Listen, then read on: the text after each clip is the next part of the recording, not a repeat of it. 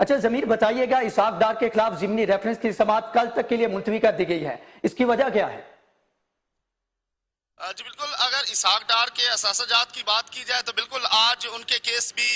इसी अदालत में है और उसकी समाअत हुई है मियां मोहम्मद नवाज शरीफ के केस से पहले ही। और तीनों मुलजमान जिनको तलब किया गया था, सईद और मंसूर और रजा, जो तीनों मुलजमान हैं, उन पर आज फर्द जुर्म आयद की जानी थी,